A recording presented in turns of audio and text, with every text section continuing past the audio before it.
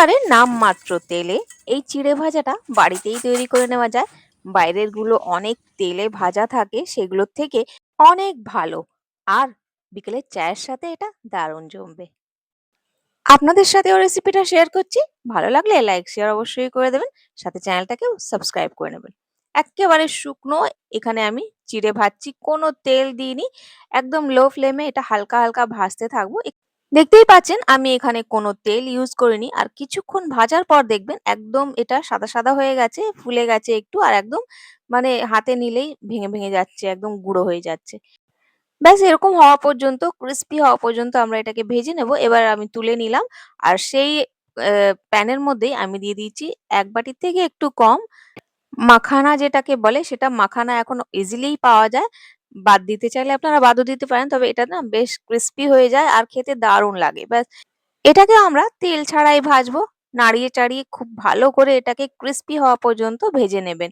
এটাকে কিন্তু অনবরত নাড়িয়ে এটাকে ভাজতে হবে, নইলে পরে না পুড়ে যায়। এবার আমি হাফ বাটি ছোলা নিয়েছি, এটা আগের থেকেই ভাজা, আর হাফ বাটি এখানে নিয়েছি বাদাম। এগুলোকেই হালকা ভেজে নেব, কারণ রাখা ছিল। আর এটাকে যদি ভাজা না থাকে আপনারা বাড়িতে ভাজতে পারেন, তবে এটা এইভাবে ভাজা যাবে না। এগুলোকে একটু নুনের মধ্যে ভাজলে ভালোভাবে ভাজা যায়। তো আমি কোনো তেল ইউজ করিনি, এগুলোকে এমনিই ভেজে নিলাম। এবার আমি ১ চামচের মতন তেল নিয়েছি, একদম ছোট চামচের ১ চামচ। আর দিয়ে দিলাম কিছুটা কারি পাতা, আর দিয়ে দিচ্ছি কাঁচা লঙ্কা। এগুলোকে না একদম ভাজা ভাজা করে নেব। আর দিয়ে দিলাম নারকেল। এখানে যে শুকনো নারকেলগুলো পাওয়া যায় সেটাই নিয়েছি। ভালো করে যখন এটা হালকা কালার চলে আসবে দিয়ে দিলাম ১ মুঠো কিশমিশ। এগুলো দিলে পরে মানে খেতে দারুণ লাগে, সেইজন্য আমি দিয়েছি। যেকোনো কিছু আপনারা স্কিপ করতে চাইলে করতে পারেন। তবে এগুলোকে ভালো করে ভেজে নেওয়ার পর সেই চিড়ের মধ্যেই নিয়ে নিলাম। আর একটুখানি তেল, ব্যাস ২ চামচ তেলেই এটা কমপ্লিট হয়ে যায়। এই যে ১ চামচ তেল নিলাম, এর মধ্যে 1/4 চা চামচ সাদা লবণ, আর দিয়ে দিলাম 1/4 চা চামচের মতনই বিট নুন। এরপরে হাফ চা চামচ দিয়ে দিলাম হলুদের গুঁড়ো, হাফ চা চামচ দিয়ে দিলাম লঙ্কার গুঁড়ো। এখানে আমি ফ্লেমটাকে অফ করে নিয়েছি যাতে মসলাগুলো পুড়ে না যায়। এরপর এটাকে এবার ভালো করে এইভাবে টস করে নিয়ে মাখিয়ে নেব, যাতে করে প্রত্যেকটা চিড়ের গায়ে মসলাগুলো কোট হয়ে যায়। খুব বেশি আমি দিইনি, দেখতেই পাচ্ছেন। ভালো করে মিক্স করে নেওয়ার পর এখানে হাফ চা চামচের মতন চাট মসলা দিয়েছি। তো ভালো করে এবার মিক্স করে নেব। দেখছেন তো কি সুন্দর এক্কেবারে ঝরঝরা তৈরি হয়েছে।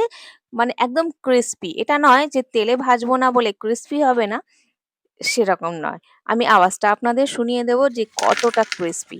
তো দারুণ হয়েছিল, নিমিষের মধ্যে তৈরি হয়ে যায়। আপনারা বাড়িতেই চিড়ে ভাজা এরকমভাবে করে নিয়ে একটা গ্লাস জারে, না এটা ১ম এ ঠান্ডা করে নিতে হবে। একদম ঠান্ডা করে নিয়ে তারপরেই কিন্তু গ্লাস জারে রাখবেন।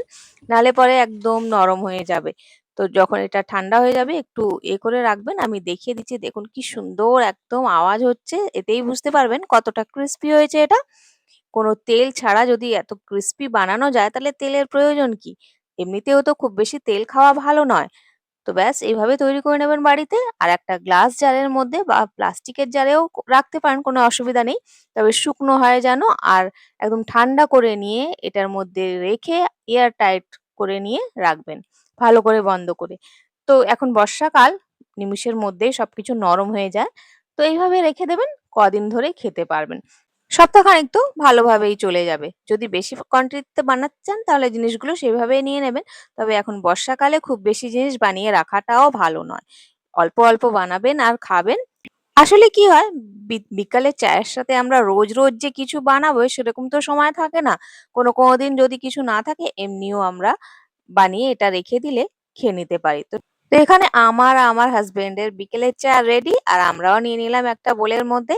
ব্যাস এটা খেয়ে চা খেয়ে নেব, হয়ে যাবে। তো কমপ্লিট। আপনারাও ট্রাই করে দেখবেন।